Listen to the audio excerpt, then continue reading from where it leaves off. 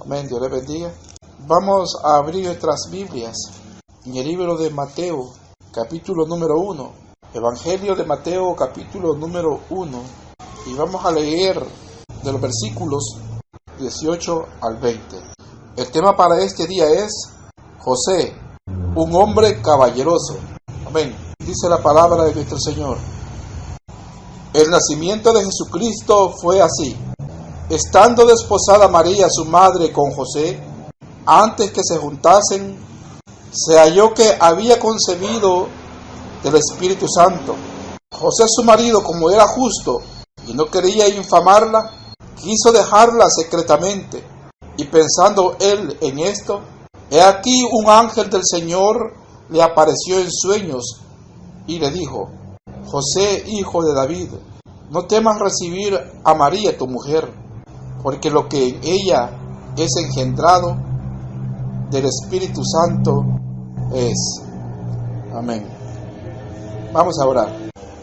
Bendito Señor, te damos gracias por la oportunidad que nos das de poder meditar en tu palabra, Señor, juntos. De poder, Señor, buscar tu rostro y recibir la bendición que tienes preparada para cada una de nuestras vidas a través de tu bendita palabra. En esta hora, Señor, te pedimos que hables a cada vida hasta la cual llegue esta enseñanza. Habla, Señor, a cada corazón. Bendice cada vida. Responde el clamor de tus hijos y tus hijas. Revélate, mi Dios amado, a través de tu palabra. Gracias, bendito Señor. Amén y amén. Y decíamos que el tema es José, un hombre caballeroso. Y esta porción que hemos leído nos dice cómo fue el nacimiento de nuestro Señor Jesús, escribiendo cómo es que fue concebido nuestro Señor. Pero el punto en que nos vamos a concentrar en esta porción leída es en la manera de cómo José tomó la noticia al darse cuenta de que su prometida estaba embarazada. De todos es conocido, de todo cristiano es conocido que nuestro Señor Jesús nació milagrosamente y su nacimiento fue virginal. Y era necesario que así fuera, porque ya también estaba profetizado en las Escrituras de cómo habría de ser el nacimiento del Mesías. Y llegó el tiempo cuando había de cumplirse esa profecía y cuando la joven había concebido al Mesías prometido. Por eso la palabra de nuestro Señor describe aquí diciendo: el nacimiento de Jesucristo fue así, y pone 2 puntos para relatarlo.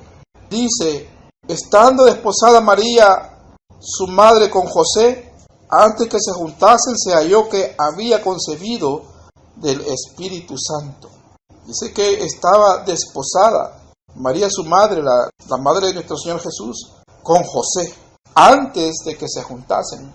Y la costumbre antigua para que las parejas se unieran era de que el que pretendía a una muchacha, a una joven, tomaba dinero que había juntado y tomaba también vino e iba a hablar con el padre de la joven para exponerle la intención que tenía de casarse con su hija. El dinero era para la dote y luego entraban en un trato, y si tenía hermanos también estaban presentes para la negociación y entregaban la dote. Si el padre aceptaba, le recibía el vino que le servía, el que había llegado a pedir a la joven. Y si el padre tomaba la copa de vino o el vaso de vino, es porque estaba aceptando. Luego también faltaba la intervención de la hija. Y al ingresar ella, si ella tomaba del vaso del que había llegado a pedirla y tomaba del vaso de él, es que también ella estaba aceptando.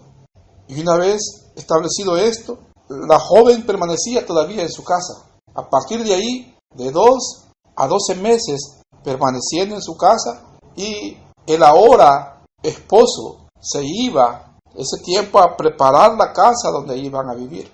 Mientras tanto, la hija quedaba para ser instruida para el nuevo hogar. Estaba bajo la instrucción de las demás mujeres que habían en el hogar, como la madre, sus demás hermanas o demás mujeres parientes que la instruían en el cuidado del hogar. Con la esperanza ella de que después de pasado un tiempo volvería el esposo para llevarla al hogar que había ido a preparar para ella.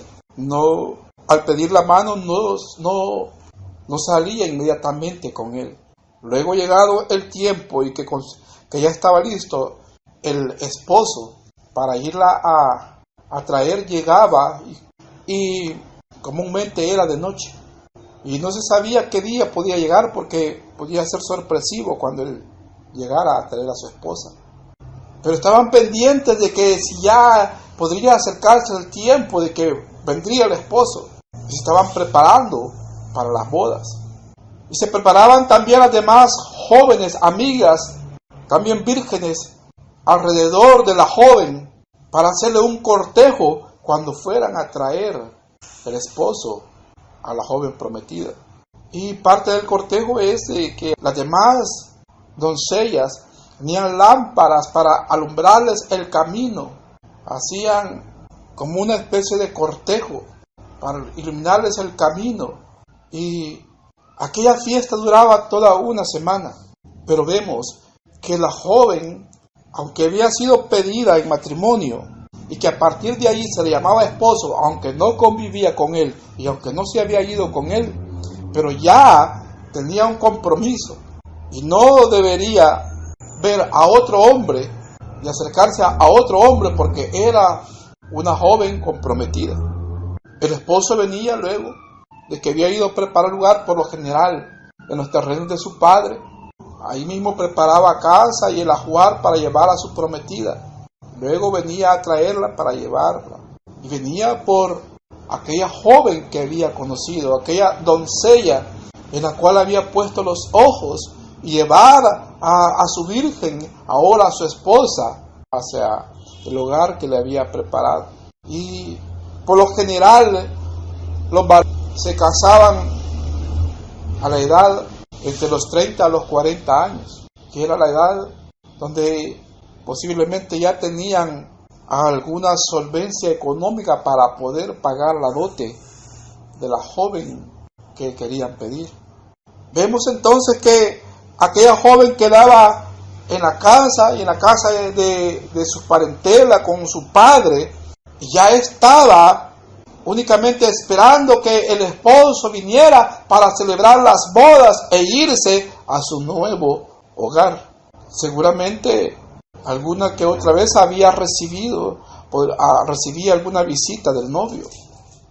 Y era la costumbre de cómo se establecían los noviazgos y los matrimonios, que es muy diferente, vemos, a la cultura, a nuestras culturas, donde prácticamente no toman en cuenta, en la cultura nuestra, no toma en cuenta a los padres. Simplemente si hay un suficiente raciocinio de los que se van a casar, deciden establecer un hogar y suficiente con eso. Pero vemos que esta manera de establecer el matrimonio también daba una garantía para el novio de que aquella muchacha, aparte de que era una virgen, de que no iba a llevar sangre extraña al matrimonio, de que fuera embarazada de otro. Y también permitía que se preparara la pareja, tanto la joven en el aprendizaje y la enseñanza para cuidar el hogar y administrarlo, y como el joven o el novio también en preparar para recibir a su esposa y tener un lugar donde llevarla. Y es la manera de cómo María y José habían dado estos pasos para establecer su nuevo hogar. Pero mire lo que sucedió. Leíamos el versículo número 18. Dice: así estando desposada María, su madre, con José, antes que se juntaren. Ahora entendemos, ¿verdad? Porque dice antes que se juntaren. Porque todavía José estaba preparando el lugar a donde la iba a llevar. Ella estaba todavía en la casa de sus padres. Se halló que había concebido decir, estaba embarazada, había concebido, pero dice acá, del Espíritu Santo. Imagínense que el novio, José, llega a visitar a su novia y ella lo recibe con la noticia, con esta noticia, de que va a ser madre. Es algo que seguramente difícil de entender y una sorpresa y seguramente una desagradable sorpresa. Porque ¿qué diría cualquier novio que está preparando el lugar, está preparando todo para recibir a su prometida y luego ella le sale con una sorpresa? Y este tipo de acontecimientos en la vida de una joven era un hecho que era castigado según la ley de Moisés. Porque una joven que resultase embarazada y que todavía no había salido de la casa de su padre, la ley establecía que se juntaran los ancianos, que se juntaran los líderes de la comunidad y que la tomaran en su casa, la sacaran a la puerta, la apedrearan y que muriera a pedradas. Solo así iba a ser quitada de aquella casa la vileza que se había cometido. Entonces aquel acontecimiento y aquella noticia seguramente no era una noticia muy sencilla que se le daba a José. Para nosotros, sabedores de que nuestro Señor Jesús nació de una manera sobrenatural y milagrosa, lo entendemos y lo leemos muy fácilmente en las Escrituras. Pero ¿cómo lo podría haber recibido José en aquel tiempo? Diría, a ver, no entiendo, explíqueme bien eso, qué es lo que pasa, qué sucede, no entiendo qué es lo que me quiere decir, o sea, lo que le hubiera dicho. Entonces no era una noticia sencilla o fácil de digerir, de asimilar. Y dice que había concebido del Espíritu Santo. La obra del Espíritu Santo, la acción del Espíritu Santo, todavía estaba reservada solamente para ciertas personas, para los sacerdotes, para los reyes, para algunos reyes y para los profetas. No en la generalidad de creyentes, como es el caso ahora con nosotros. Que el Espíritu Santo es una promesa para cada uno de nosotros y que todo cristiano puede recibir la llenura, el bautismo del Espíritu Santo y solamente tiene que pedirlo a nuestro Señor y nuestro Señor lo da. Pero en los tiempos de María y José, el Espíritu Santo había venido operando únicamente en los reyes, en algunos reyes, en los sacerdotes y los profetas, no en el común del pueblo. Pero la noticia es de que se le halló que había concebido del Espíritu Santo. Habría que tener mucha fe y conocer muy a profundidad la palabra para poder recibir aquella noticia y aceptarla de primera mano, porque era una noticia, podríamos decir, desagradable. Porque que una muchacha todavía en el hogar de su padre, que una muchacha no casada, todavía no se han celebrado las bodas, todavía está en la casa de su padre, que no ha llegado el novio a traerla, que ha permanecido en el hogar y resulta con algo así, era una deshonra para la familia, una deshonra y humillación para el prometido, una desobediencia a la ley y cernía sobre ella la pena de muerte. Aunque la pena de muerte era algo de lo cual se podría librar o salvar, podríamos decir, porque en este tiempo ya el imperio romano ya estaba dominando en Israel. Entonces ellos habían prohibido que las autoridades judías ejecutaran con pena de muerte, pero era algo vergonzoso y algo difícil de digerir. Pero dice, versículo 19, José, su marido, como era justo y no quería infamarla, quiso dejarla secretamente. Dice la palabra de nuestro Señor que José es su marido. Y vemos que aquí la palabra le llama a él su marido, pero no en el sentido de marido con el cual se maneja en estos tiempos. Aquí se le llamaba marido al que ya estaba comprometido con una joven. Ella estuviera en su casa con sus padres preparándose para las bodas, y aunque él estuviera también preparando el lugar donde había de llevarla, pero ya tenían ese compromiso. Por lo tanto, ya le llamaban a él el marido. José, su marido, como era justo, dice la palabra. Ahora, esta palabra justo que se usa acá no es en el sentido de equitativo, sino que justo en el sentido de que él practicaba la ley, que era fiel practicante de la ley. En este tiempo todavía no había evangelio, no había doctrina, no había cartas paulinas. Entonces, la religión se fundamentaba en la ley mosaica. Y al decir aquí que él era un hombre justo, es que él era un fiel cumplidor de la ley de Moisés. Y dice, y no quiso infamarla, y quiso dejarla secretamente. Y aquí es donde decíamos que nos íbamos a concentrar, porque aquí se puede ver la caballerosidad de José. Y dice, y no quería infamarla. Él en ese momento no entendía qué pasaba. Ella le dio una explicación, cómo fue la anunciación del ángel a María. Y seguramente es lo que ella le expuso a José. Pero él no lo entendía, pero la amaba tanto que no quería infamarla.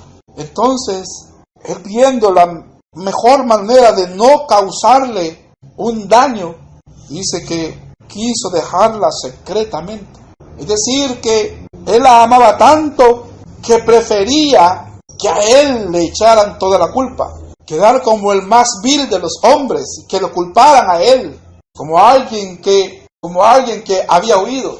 Él prefería cargar él con toda la culpa. Y por eso él pretendía dejarla secretamente. Que dijeran, ese hombre, ese sinvergüenza, ese hombre malvado, para que ella no sufriera los achaques, aunque él no terminaba de entender la explicación que ella le había dado. Y dice la palabra que él no quería infamarla, porque ante los hechos de él, que él había visto, él podía exponer una verdad, señalar acontecimientos que a la vista de cualquiera le podrían dar la razón. Pero a veces, aunque los hechos sean verdad, aunque lo que se exponga sea una verdad, si eso va en detrimento del honor de otra persona, con ello no se obtiene ningún beneficio.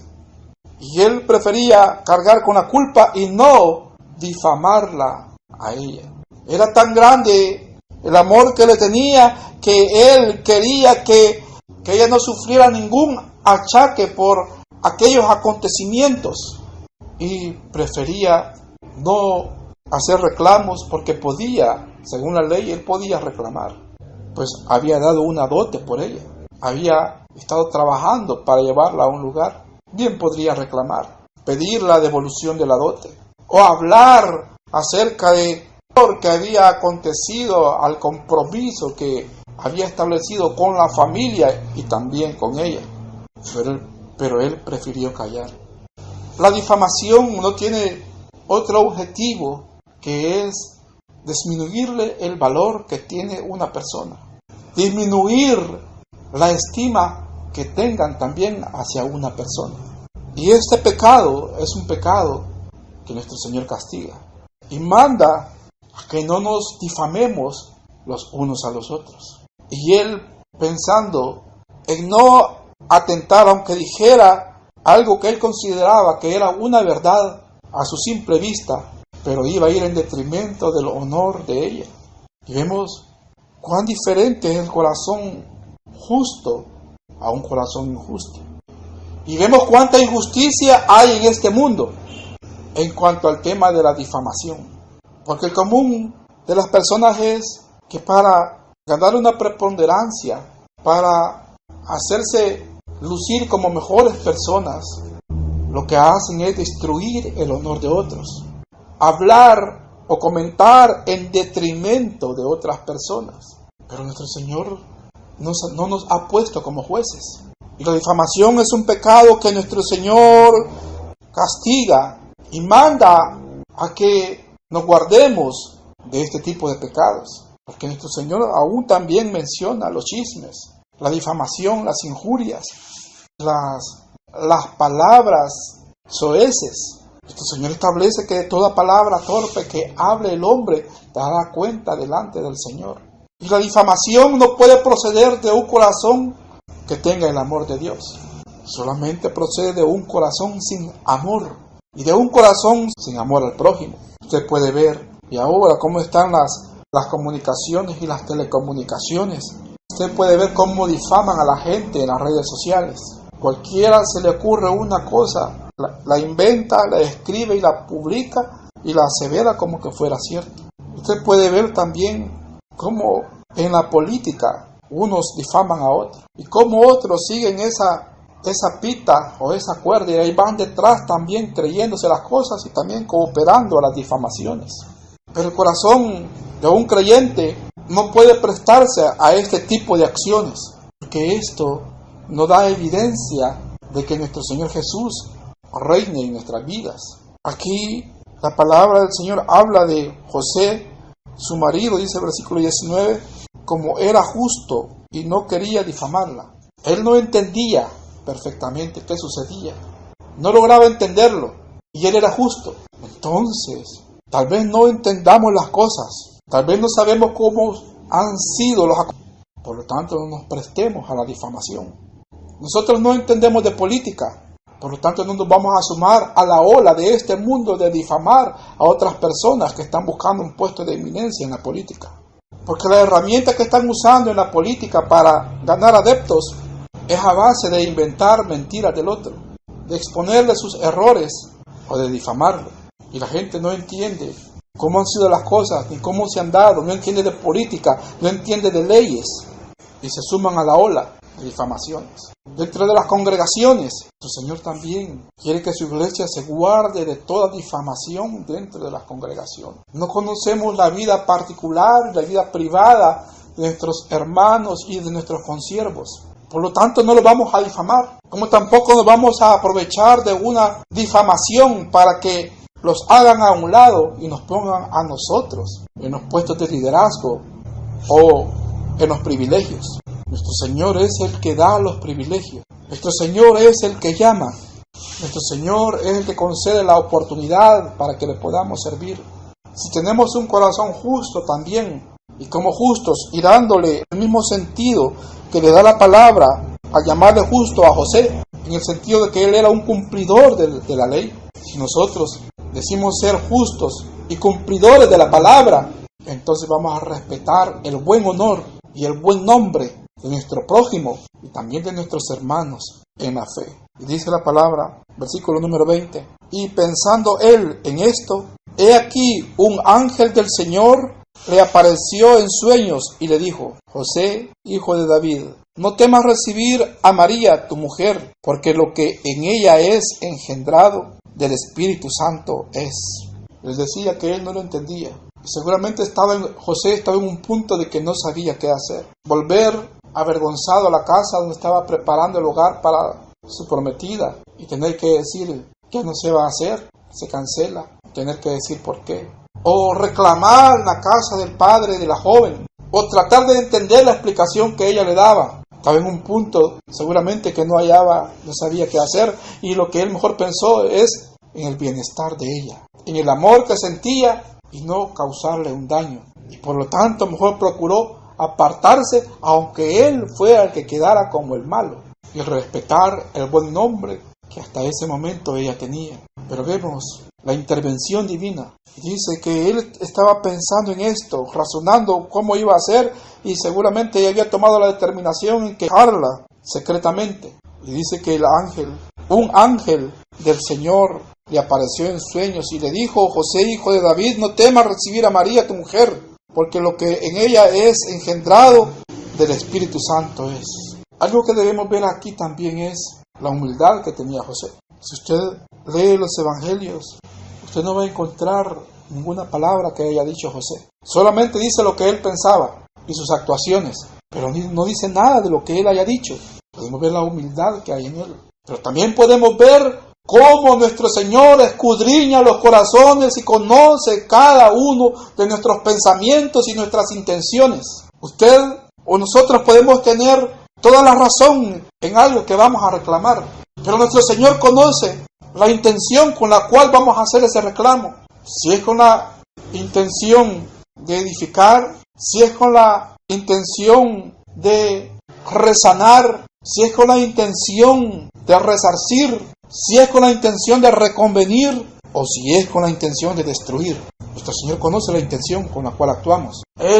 Aquí vemos en la palabra que Él no ha dicho nada, pero nuestro Señor conoce el corazón. Y nuestro Señor le habla a través de sueños para decirle cuál era el origen de la concepción de su mujer. Consideramos que ya una actuación de parte de Dios de esta manera, ¿quién no la va a comprender? Y así es como Él recibió a María y se le concedió esa gran bendición, porque Dios bendice a los que actúan de manera justa. Y a Él se le concedió la bendición de ser el padre del Mesías prometido, quien se le dio el privilegio de recibirlo como hijo en esta tierra y educarlo, y darle la crianza y cuidarlo, dándosele esa bendición. Nuestro Señor siempre recompensa al justo. Los impulsos nos pueden llevar a tener actuaciones que vayan en detrimento del honor y del buen nombre del prójimo. Y hasta podría la persona tratar de disfrazarlos por ahí de que no está actuando en contra de aquel del cual está dando a conocer alguna verdad. Pero nuestro Señor conoce cuál es la verdadera intención por la cual se revelan verdades o secretos de otras personas. Y nuestro Señor, Él es un Dios justo, y justo de manera equitativa también. Y Él no tiene por inocente al culpable. Este es uno de los pecados en los cuales nuestro Señor muchas veces ha castigado al que lo ha cometido. Con solo la murmuración en contra de sus hijos, nuestro Señor actúa. ¿Qué le sucedió a Miriam y a Aarón? Porque hablaron a espaldas de Moisés. Nuestro Señor los castigó inmediatamente con lepra. Nuestro Señor no está de acuerdo con las murmuraciones y las castiga. Por eso nuestro Señor manda a su pueblo que guarde su lengua, porque es un fuego que puede incendiar. Así la compara. Tenemos que tener cuidado con lo que decimos y la intención con la que decimos, porque bien lo sabemos, bien lo conocemos. Pero vemos que si actuamos de manera justa, nuestro Señor recompensa. Seguramente en algún momento hemos sido también víctimas de difamaciones, pero también nuestro Señor se encargará de honrar y se encarga de honrar y sacarle con la frente en alto de aquella injusticia. A mí, mi Señor, a mí me ha avisado por medio de sueños cuando problemas de esta índole se avecinan. Y prácticamente los sueños que he tenido los he soñado en la madrugada y al día siguiente se dan las cosas. Y con cada uno de nosotros, nuestro Dios tiene una manera de cómo trata con nosotros y cómo se comunica con nosotros y cómo nos avisa. Y yo entiendo muy bien cuando es el Señor que me está avisando de algo. Me pasó. Yo soñé que estaba en una reunión de nosotros conocida, de todos nosotros conocida. Y de la casa de la par de esa reunión que yo atendía, soltaron un perro para que fuera y se metiera en el momento que yo estaba dando la enseñanza y que me mordiera. Pero era un perro se veía tan furioso y rabioso. Y queríamos pretender detener a aquel perro con unas pequeñas tablitas al lado del piso, que iba a detenerse a un perro. Y los que estaban en la reunión se levantaron y salieron corriendo, y yo lo más que pude hacer subirme a un alambrado y colgado de arriba. Lo soltaron en esa casa, porque no les gustaba que se predicara la palabra. Pues más tardé en tener ese sueño, que en esa misma semana de esa casa salió un chambre, como le llamamos nosotros, una calumnia de esa casa. Pero el Señor hizo justicia, porque es algo que el Señor castiga. También el Señor se encarga de honrar. Dice la palabra de nuestro Señor que el que guarda su boca, guarda su alma. Y vemos cuánta bendición hay para aquel que actúa de manera justa. Y a José se le concedió la oportunidad de ser el mentor del que es el Salvador del mundo. Amén. Bendito sea nuestro Señor. Vamos a orar. Bendito Dios, te damos gracias por la palabra, Señor, que traes a nuestra mente y a nuestros corazones. Te rogamos, Padre Celestial, que nos ayudes a ponerla por obra, que nos ayudes, Señor, a compulsos, que tu Espíritu Santo nos guíe, Señor, para actuar con justicia. Guárdanos, Señor, de este pecado, para dar testimonio que verdaderamente somos hijos tuyos, Señor. Guárdanos también, Señor, de la lengua mentirosa. Guárdanos, Señor, de los que hablan mentiras en contra nuestra. Te pedimos que hagas justicia a tu pueblo, sobre las mentiras y calumnias que hayan levantado en contra de tus hijos, en contra de tus obreros, en contra de tus siervos, en contra, Señor, de cada uno por los cuales tú has entregado tu vida en la cruz del Calvario. Haz justicia, Señor, a tu pueblo. En esta hora, Padre bendito, queremos poner delante de ti, Señor, esta intercesión por esa enfermedad, Señor, que está siendo propagada alrededor del mundo. Te pedimos, Señor, que tengas misericordia. Reprende esa enfermedad. Glorifícate, Señor. Que el mundo pueda reconocer que tú has obrado y que tu mano poderosa es la que ha detenido esa peste. Te rogamos, Señor, que guardes a tu pueblo. Te pedimos, Señor, por los hermanos que viven en Italia. Te rogamos, Padre Celestial, que los guardes de esa peste y esa enfermedad. Que sea reprendida, Señor, en tu nombre santo, bendito Cristo Jesús de Nazaret. Mi Dios amado, te pido también por la hija de Danny William, que está hospitalizada, Señor. Pedimos, Señor, que llegues hasta la cama donde está postrada y que pongas tu mano sanadora. Ten misericordia, Señor. Ten misericordia, Señor. Ten misericordia, Señor. Levanta, mi Dios bendito, de la enfermedad. Pon tu mano sanadora, Señor. Devuélvele el gozo, corazón a Danny William y a su familia. Que esa enfermedad sea reprendida en el nombre de Jesús. Gracias, bendito Salvador. Glorifícate, Señor. A ti la gloria y la honra. Gracias, Padre Celestial. Gracias, Señor. Amén y amén. Vamos ahora para finalizar.